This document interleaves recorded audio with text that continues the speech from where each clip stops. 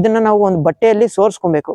ರಸ ಇರೋ ಕೀಟಗಳಿಗೆ ಒಂದು 200 ಲೀಟರ್ ಪ್ರತಿ ಎಕರೆಗೆ ನಾವು ಸ್ಪ್ರೇ ಮಾಡಿದ್ದೆ ಆದಲ್ಲಿ ಯಾವುದೇ ರಸ ಇರೋ ಕೀಟಗಳು ನಿಮ್ಮ ಬೆಳೆಗಳಿಗೆ ನಾಶ ಮಾಡದಿರಂಗೆ ನಾವು ಕಾಪಾಡ್ಕೊಬಹುದು. ನಮಸ್ತೆ ರೈತ ಬಂದವರೇ, ಯಾರೆಲ್ಲ ಸಾವಯವ ಕೃಷಿ ಮಾಡ್ತಾ ಇದ್ದೀರಾ, ಇಂದಿನ ದಿನ ನೀಮಸ್ರನ ತಯಾರಿಸ್ಕೊಬೇಕು ಅನ್ನಂದ್ರೆ ನೀಮಸ್ರಕ್ಕೆ ಬೇಕಾಗುವ ಸಾಮಗ್ರಿಗಳು ಏನಂದ್ರೆ ದೇಸಿ ಆಕಳಿನ ಮೂತ್ರ ಒಂದು 10 ಲೀಟರ್, ದೇಸಿ ಆಕಳ ಸಗಣಿ 2 kg, ಬೇವಿನ ಎಲೆ ಒಂದು 10 kg, ಮತ್ತೆ ನೀರನ್ನು ಒಂದು 200 ಲೀಟರ್ ಬೇಕಾಗುತ್ತೆ. ಮತ್ತೆ 200 ಲೀಟರ್ ಕೆಪಾಸಿಟಿ ಒಂದು ಡ್ರಮ್ ಬೇಕಾಗುತ್ತೆ. ಇದನ್ನ ನಾವು ಹೇಗೆ ತಯಾರಿಸ್ಕೊಬೇಕಂದ್ರೆ ಮೊದಲಿಗೆ ಒಂದು 10 kg ಬೇವಿನ ಎಲೆನ ಚೆನ್ನಾಗಿ ಜಜ್ಜಿ ಅದ್ರ ಜೊತೆಗೆ 10 ಲೀಟರ್ ಏನ್ ನಾವು ದೇಸಿ ಆಕಳ ಮೂತ್ರ ತಗೊಂಡಿರ್ತೀರಿ ಇದನ್ನ ನೀವು ಚೆನ್ನಾಗಿ ಬೆರೆಸ್ಬೇಕು.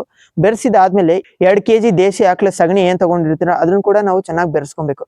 ಅದಾದ್ಮೇಲೆ 200 ಲೀಟರ್ ಕೆಪಾಸಿಟಿ ಈ ಡ್ರಮ್ ಒಳಗೆ ಅದನ್ನ ನಾವು ಚೆನ್ನಾಗಿ ತುಂಬಿ ಇಟ್ಕೊಬೇಕು. ಇಟ್ಕೊಂಡಿದ್ದಾದ್ಮೇಲೆ 3 ದಿನಗಳ ಕಾಲ ಇದನ್ನ ನಾವು ನೆರಳಲ್ಲಿ ಇಡಬೇಕು. ಅದಾದ್ಮೇಲೆ ಪ್ರತಿದಿನ 3 ಬಾರಿ ಇದನ್ನ ಆಂಟಿ ಕ್ಲಾಕ್ ವೈಸ್ ನಾವು ತಿರುಗಿಸ್ಬೇಕು. ಆಂಟಿ ಕ್ಲಾಕ್ ವೈಸ್ ಈ ಕಟ್ಟಿಗೆ ಯೂಸ್ ಮಾಡ್ಕೊಂಡು ನಾವು ತಿರುಗಿಸ್ಬೋದು. ಇದನ್ನ ನಾವು 6 ತಿಂಗಳ ಕಾಲ ಸ್ಟೋರ್ ಮಾಡ್ಕೊಬಹುದು. ನೆಕ್ಸ್ಟ್ ಏನ್ ಮಾಡ್ಬೇಕಪ್ಪ ಇದಂದ್ರೆ ಇದನ್ನ ನಾವು ಒಂದು ಬಟ್ಟೆಯಲ್ಲಿ ಸೋರಿಸ್ಕೊಬೇಕು.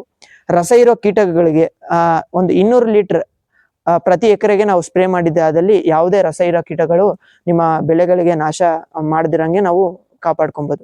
ಧನ್ಯವಾದ.